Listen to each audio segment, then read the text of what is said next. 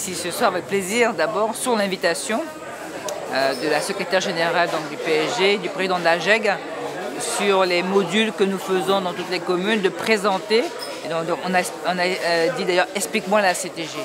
Donc c'est un effort d'explication que nous faisons partout d'ailleurs depuis à peu près un mois dans toutes les communes, et c'est le tour ce soir de Saint-Laurent-du-Maroni.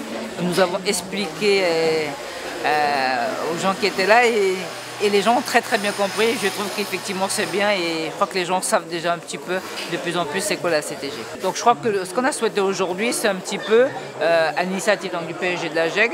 Nous sommes là et donc j'ai été invité à ce titre-là aussi d'être présente pour expliquer ce soir. Mais l'équipe qui est sur Saint-Laurent-du-Maroni, donc constituée de membres de la GEG, du PSG et d'autres personnes de la société civile, vont aller régulièrement dans d'autres quartiers, moins d'une manière aussi officielle je dirais, dans d'autres quartiers, expliquer presque tous les soirs c'est quoi la CTG, en attendant le coup d'envoi de la campagne officielle pour pouvoir après rentrer vraiment dans le vif du sujet qui est d'expliquer notre vision à nous et les valeurs que nous portons au PSG à la GEG.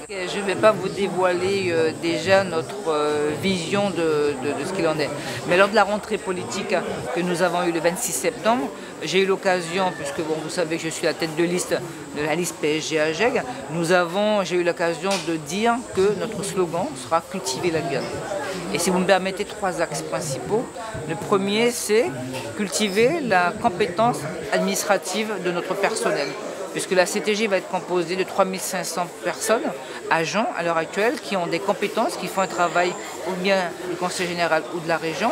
Nous allons leur donner le cadre apaisé nécessaire pour que leurs compétences administratives qu'elles ont chacun, puisque c'est une histoire différente, c'est une culture administrative différente, qu'elles puissent la mettre au service des Guyanais. Donc c'est un axe important pour nous. Nous voulons rénover la culture du partenariat politique.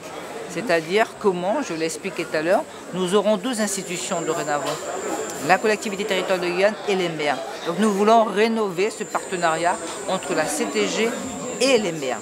La CTG ne pourra rien faire sans les maires. Les maires, ce sont les élus principaux dans un État comme la France et en Guyane également bien sûr. Donc c'est important pour nous. Le deuxième axe, c'est comment nous allons cultiver l'identité des sections territoriales.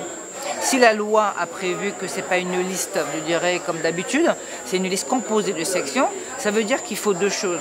La représentation des territoires, mais aussi l'identité des territoires. Il est important pour nous que nous puissions cultiver justement l'identité de nos territoires pour adapter les politiques publiques que nous allons mettre en place. C'est ça, donner du sens à l'action politique et c'est une chose importante. Et le 3e axe important, c'est comment nous allons décliner dans chaque territoire, avec leur identité, comment nous allons décliner les politiques publiques de logement, d'éducation, d'aménagement, même de développement économique. Et ça, ce sont les territoires qui vont nous dire quelle cohérence elle veut avoir et comment elle décline en termes de logement sur leur territoire. Donc, vous voyez qu'un petit peu, ce sont ces 3 axes-là que nous allons développer. Mais il est évident qu'il est important pour nous de pouvoir répondre à une chose.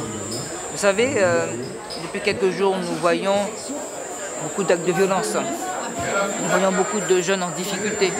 Nous avons une population jeune. Et il est important que ce champ du Conseil général, qui est le champ de l'aide sociale à l'enfance, soit une priorité. Nous allons décliner nos priorités.